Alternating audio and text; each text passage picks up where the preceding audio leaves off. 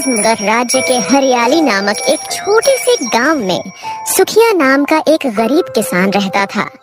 सुखिया हमेशा अपनी किस्मत को कोसता रहता था। एक दिन उसकी पत्नी बिंदिया उससे बोली, ए जी, ये क्या रोज रोज अपनी किस्मत को कोसते रहते हो? आपको शायद पता नहीं, जो अपनी किस्मत पर रोते रहते हैं, एक दिन किस्मत सचमुच उनसे रूठ ही जाती है।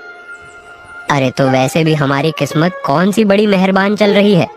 अरे अपने पड़ोसी किसानों को देखो, कितने खुशहाल है। अरे एक वह है और एक हम है। इतनी मेहनत के बाद भी हमारे पास सुख सुविधाओं का कोई साधन नहीं है। बेकार किस्मत है हमारी। धीरज रखिए, आपके पास भी वह सारी सुख सुविधाएं जरूर आएंगी जो हरियालीपुर के और किसानों के पास है। आप दिन भर इतनी मेहनत करते हैं, मुझे पूरा यकीन है कि एक न एक दिन हमारी फसल पूरे गांव में सबसे अच्छी होगी। तब देखिएगा हमारे दिन बदल जाएंगे। अरे बिंदिया, यही सोचते सोचते जवानी से बुढ़ापे की दहलीज तक आ चुका हूँ मैं। हमारी बेटी देखो तो सही, विवाह योग्य हो गई है। अरे कभी सोचा है अगर हमारे हालात ऐसे ही रहे तो हम राधा का विवाह करेंगे? कैसे सोचा है क्या? चिंता मत कीजिए, हमारी राधा हरियालीपुर की सबसे सुंदर लड़की है। उसकी सुंदरता के चर्चे दूर दूर तक फैली है। कोई ना कोई अच्छा वर मिल ही जाएगा। अपनी पत्नी की बात सुनकर सुखिया चुपचाप अपने खेत में चला गया।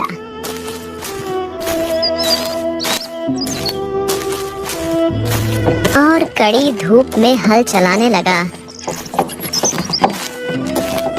हल चलाकर थोड़ा आराम करने के लिए वह पेड़ के नीचे बैठा ही था कि तभी हरियाली परपुर गांव का जमींदार वहां आ पहुंचा और मुस्कुराते हुए उसने सुखिया की ओर देखा और बोला, कैसे हो सुखिया? लगता है काफी मेहनत की जो थक गए हो।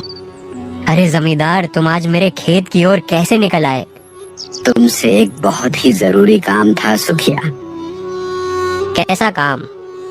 सुखिया देखो, तुम्हारी एक सुंदर बेटी है और मेरा भी एक सुंदर बेटा है। मैं चाहता हूँ कि तुम अपनी बेटी का विवाह मेरे बेटे से कर दो। सुखिया अविश्वास भरी नजरों से जमींदार की ओर देखकर बोला, अरे ये क्या? अरे जमींदार, मेरे तो भाग्य खुल गए मेरे लिए। इससे बड़ी सौभाग्य की बात और क्या होगी। अरे अरे, मेरी बिटिया हरियालीपुर के जमींदार के घर की बहू बने, यह तो बहुत अच्छी बात है।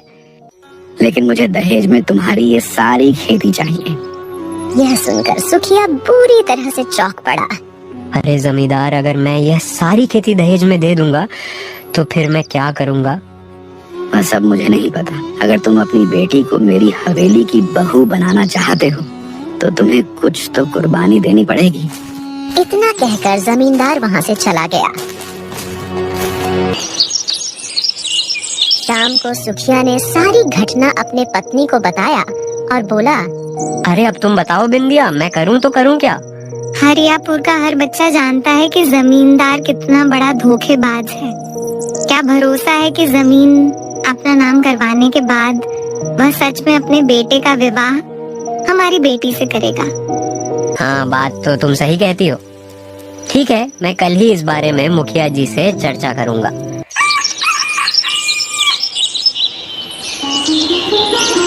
अगले दिन सुखिया मुखिया के घर चला गया और सारी घटना बताते हुए बोला, हाँ, अब तुम ही बताओ मुखिया जी, क्या मुझे जमींदार की बात पर भरोसा करना चाहिए या फिर नहीं? देखो सुखिया, तुम जमींदार को नहीं जानते।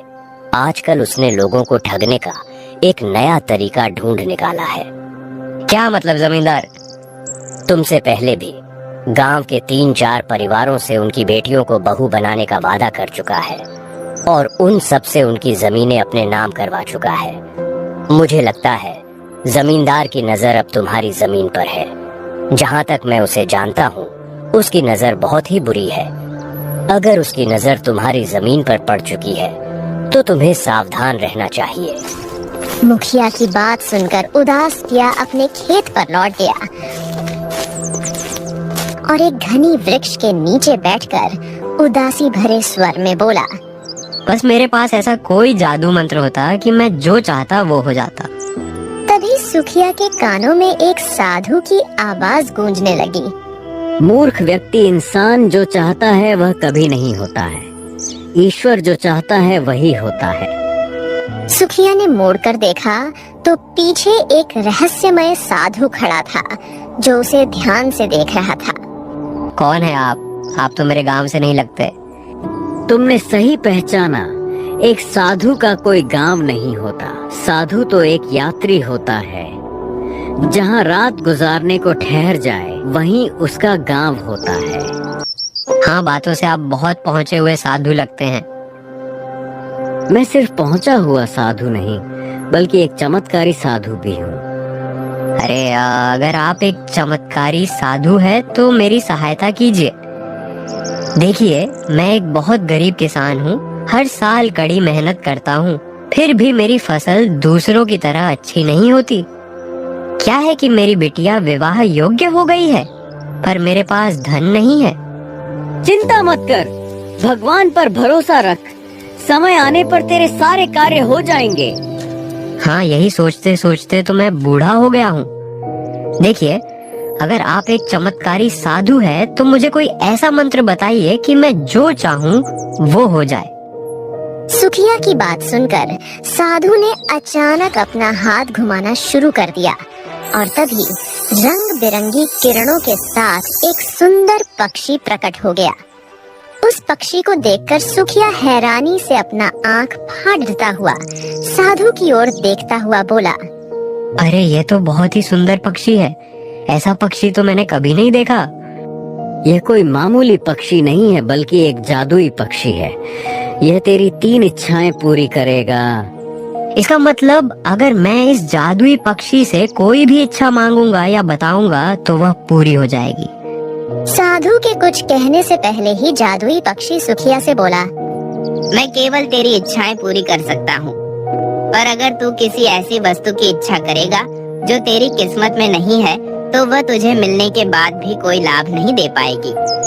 क्या मतलब? मतलब साफ है, हमारी किस्मत में जो लिखा होता है वह सही समय पर ही हमें मिलता है और यह बात तुझे समय आने पर समझ में आ जाएगी। इतना कहकर साधु ने जादुई पक्षी से कहा, मेरे जादुई पक्षी, आज से तुम इसके साथ ही रहोगे।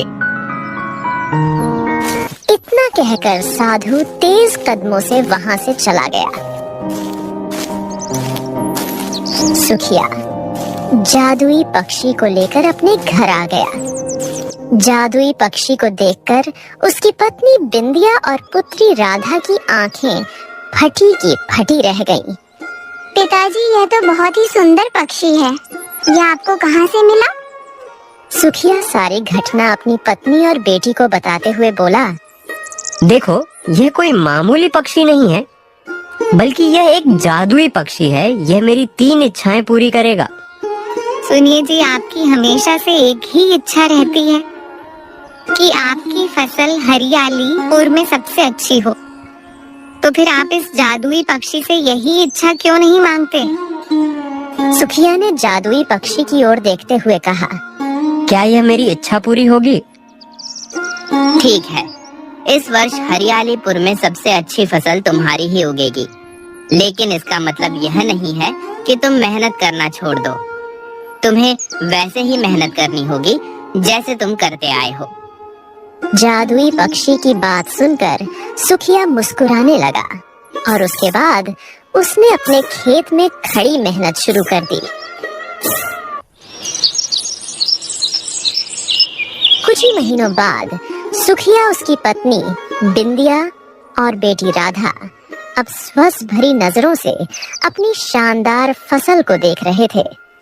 साधु महाराज ने सच कहा था। यह जादुई पक्षी तो वास्तव में चमत्कारी निकला। मेरी फसल तो हरियालीपुर में सबसे अच्छी उगी है। अरे देख बिदिया, देख। आप सही कहते हैं। हम कल सुबह से ही फसल की कटाई शुरू कर देंगे और फिर आप इसे राज्य में बेचने जाना। मुझे विश्वास है कि फसल को बेचकर हमें इतना अच्छा मुनाफा होगा कि हमारे सारे दुख दर्द दूर हो जाएंगे। सुखिया खुशी खुशी अपने परिवार के साथ घर लौट आया, लेकिन घर पर आते ही भयंकर बारिश शुरू हो गई जो रात भर होती रही। अगली सुबह जैसे ही सुखिया अपनी पत्नी और बेटी के साथ खेत पर पहुंचा, उसने अपना फसल को देखकर अपना सिर पकड़ लिया। अरे ये क्या हुआ बिंदिया, ये क्या हो गया? अरे अरे अरे, हमारी फसल तो बर्बाद हो गई। हालांकि बारिश रात भर हुई थी फिर भी, और किसानों की फसल क्यों बर्बाद नहीं हुई? अरे ये क्या हो गया? तभी गांव का मुखिया वहां पहुंचा और दुख भरे स्वर में बोला, अरे सुखिया, मुझे तुम्हारी खराब फसल देखकर बड़ा ही दुख हुआ। क्या तुम जानते हो कि कल रात ओले गिरे थे, लेकिन आश्चर्य की बात यह है कि ओले किसी और किसान के खेत में नहीं, केवल तुम्हारे खेत में ही गिरे। शायद तुम्हारी किस्मत में अच्छी फसल नहीं थी। इतना कहकर मुखिया वहां से चला गया। तभी साधु का दिया हुआ जादुई पक्षी उड़ता हुआ वहां पहुंचा और सुखिया की ओर देखते हुए बोला, मैंने तुमसे कहा था कि मैं तुम्हारी इच्छा पूरी कर सकता हूँ, लेकिन अगर वह तुम्हारी किस्मत में नहीं है तो तुम उसका कोई लाभ नहीं उठा पाओगे। तुमने देखा, तुमने इच्छा की कि तुम्हारी हरियाली पुर में सबसे अच्छी फसल उगे, और वह फसल उगी भी, लेकिन वह तुम्हारी किस्मत में नहीं थी। इसका परिणाम तुमने खुद देखा। अरे बकवास बंद कर अपनी बकवास, जादुई पक्षी। अरे दिख नहीं रहा, मैं बर्बाद हो गया हूँ, अब मैं क्या करूँ? अरे पहले खराब फसल होती थी, तब भी मेरा परिवार पेट भर के खाना खा सकता था। अरे लेकिन अब तो मेरे पास कुछ बचा ही नहीं। ऊपर से हमारे राज्य का राजा भी इतना निर्दय है कि प्रजा की कोई सहायता नहीं करता। अरे क्या करूं, मैं कहाँ फंस गया? आप चिंता क्यों करते हैं पिताजी? अभी आपकी 2 इच्छाएं बाकी हैं। सुखिया ने फिर से जादुई पक्षी की ओर देखते हुए कहा, मेरी अगली इच्छा यह है कि मैं महाराज से सहायता मांगने जाऊं और महाराज मुझे 25,000 स्वर्ण मुद्राएं दान दे। स्वर्ण मुद्राओं से मैं अपनी खेती का नुकसान भी पूरा कर सकता हूँ और अपनी पुत्री का विवाह भी धूमधाम से कर सकता हूँ। ठीक है, तुम्हारी यह इच्छा भी पूरी होगी।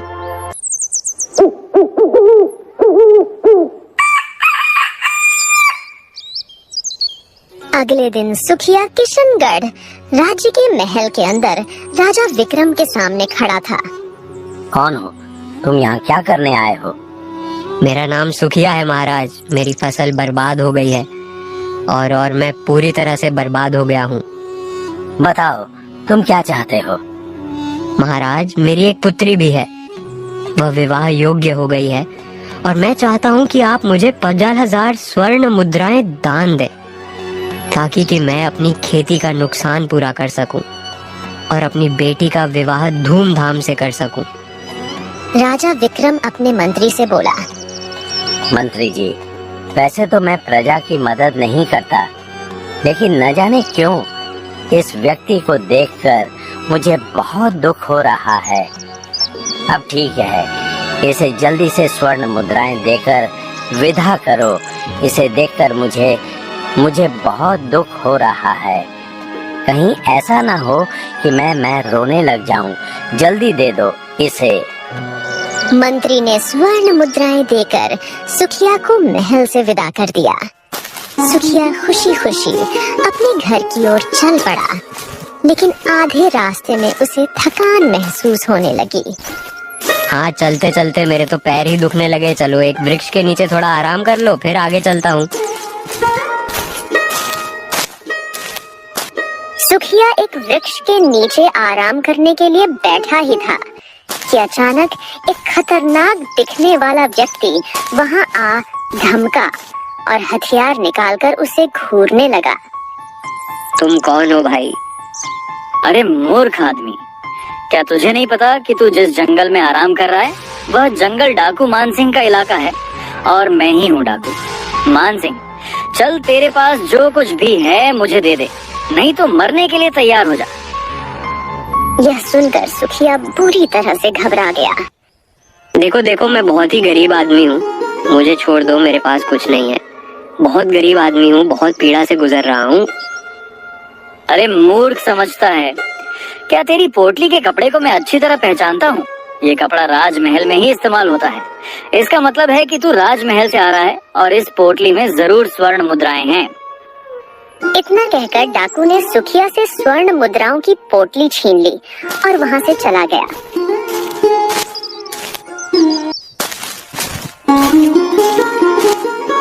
सुखिया रोते हुए अपने घर पहुंचा और सारी घटना बताते हुए अपनी पत्नी से कहा, अरे मैं तो बर्बाद हो गया, लुट गया। अरे अब अगर मैं दोबारा महाराज के पास जाऊंगा तो वो मुझे दोषी समझेंगे और दोबारा मेरी कोई सहायता नहीं करेंगे। अरे मैं क्या करूं? तभी वहां जादुई पक्षी आ पहुंचा।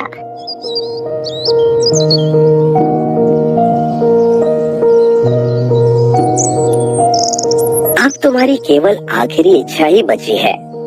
जादुई पक्षी की बात सुनकर सुखिया गहरी सोच में डूबते हुए बोला, अरे अब मैं अपने लिए कुछ भी नहीं मांगूंगा। सुनो, मैं चाहता हूँ कि जमींदार मुझसे दान दहेज के बिना अपने पुत्र का विवाह मेरी बेटी से संपन्न करा दे। मेरी बेटी जमींदार के घर की बहू बन जाएगी और अपना सुखी जीवन व्यतीत करेगी। इससे अधिक मुझे और क्या चाहिए? ठीक है, जैसा तुम चाहो वैसा ही होगा।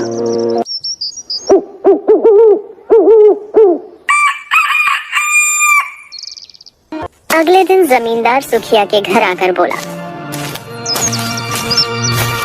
सुखिया, उस दिन मैंने तुमसे दहेज की जो बात की थी वह मैं वापस लेता हूँ। पता नहीं क्यों उस बात पर मुझे आत्मग्लानि महसूस हो रही है।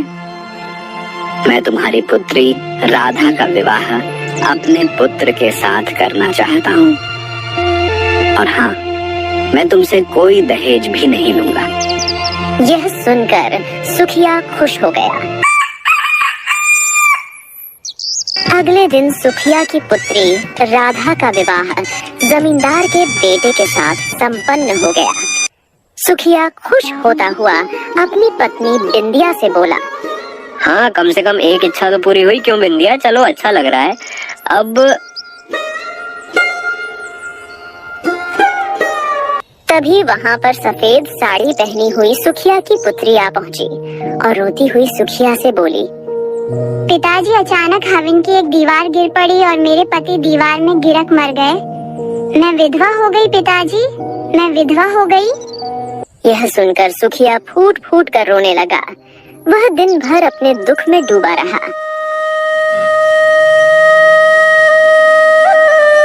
शाम को वह अपने खेत में एक पेड़ के नीचे उदासी से बैठ गया। तभी वहां वह जादुई पक्षी आ पहुंचा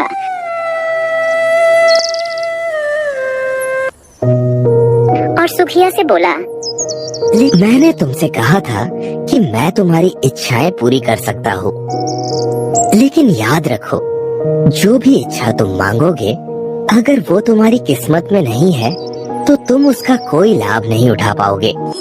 अचानक वहां वही साधु आ गया और रहस्यमय अंदाज में सुखिया से बोला, जब पहली बार जादुई पक्षी ने तुमसे बात की थी तब शायद तुम इस बात को नहीं समझे थे, लेकिन मुझे लगता है अब तुम समझ गए हो। अरे साधु महाराज, तो क्या मेरी किस्मत हमेशा ऐसी ही रहेगी क्या? नहीं, मेरी एक बात हमेशा याद रखना, किस्मत उन्हीं की बदलती है जो अपने कर्म को ईमानदारी से करते हैं। वह फल की इच्छा नहीं रखते और ऊपर वाले पर भरोसा करते हैं और सही समय का इंतजार करते हैं। इतना बोलकर साधु अपने जादुई पक्षी के साथ वहां से चला गया।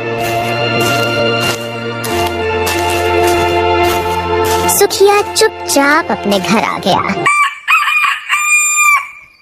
अगली सुबह सुखिया जैसे ही सोकर उठा, तभी दरवाजे की कुंडी पर किसी ने खटखटाया। सुखिया ने जैसे ही दरवाजा खोला तो सामने एक सुंदर राजकुमार खड़ा था। सुखिया राजकुमार को देखकर चौंक पड़ा। क्या आप मुझे अंदर आने के लिए नहीं कहेंगे? राजकुमार सुखिया के घर के अंदर आया और बोला, मैं राजा विक्रम का पुत्र अशोक हूँ। कुछ दिनों पहले मैं प्रजा का हाल चाल लेने के लिए निकला था, तभी मेरी नजर आपकी पुत्र पर पड़ी। मुझे पहली नजर में उससे प्रेम हो गया, मगर महल जाने के बाद मैं आपके गांव का नाम भूल गया। तब से मैं इस गांव का नाम लगातार याद कर रहा था जहां मैंने आपकी सुंदर कन्या को देखा था। परंतु आज रात मुझे अचानक याद आ गया और मैं यहाँ तक आ पहुंचा। मैं आपकी पुत्री से विवाह करना चाहता हूँ। लेकिन राजकुमार, मेरी पुत्री एक विधवा है। हाँ, मुझे गांव के लोगों ने बताया, परंतु मुझे कोई आपत्ति नहीं है। मैं फिर भी उससे विवाह करना चाहता हूँ और मैं उससे विवाह आज ही करूँगा। राजकुमार उसी दिन सुखिया की पुत्री राधा से मंदिर में विवाह करके अपने महल में ले गया। सुखिया को अभी भी विश्वास नहीं हो रहा था कि उसकी पुत्री किशनगढ़ राज्य की रानी बन चुकी है। सुखिया खुशी के मारे पूरी रात नहीं सोया।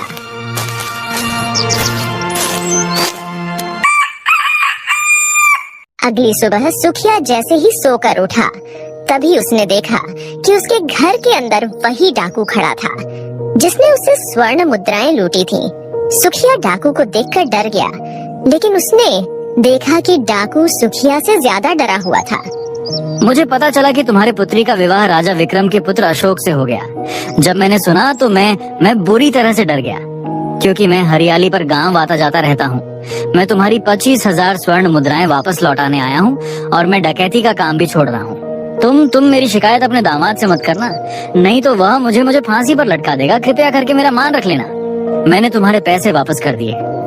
इतना बोलकर डाकू मान सिंह 25,000 स्वर्ण उतरा है वापस लौटा कर वहाँ से भाग गया। सुखिया खुशी से अपनी पत्नी से बोला, अरे बिंदिया, अब तो हमारे काम लगातार बन रहे हैं। हाँ, अच्छा लग रहा है। अब तुम देर मत करो। हमारे पास खेती करने के लिए बीज नहीं है। तुम राज्य में जाकर अच्छे बीज खरीद कर लाओ। सुखिया ने वैसे ही किया। अच्छे बीज खरीदकर अपने खेत में बो दिए। कुछ ही महीनों के बाद उसकी फसल हरियाणीपुर की सबसे अच्छी फसल उग कर तैयार हो गई। इस तरह वह खुशी खुशी रहने लगा।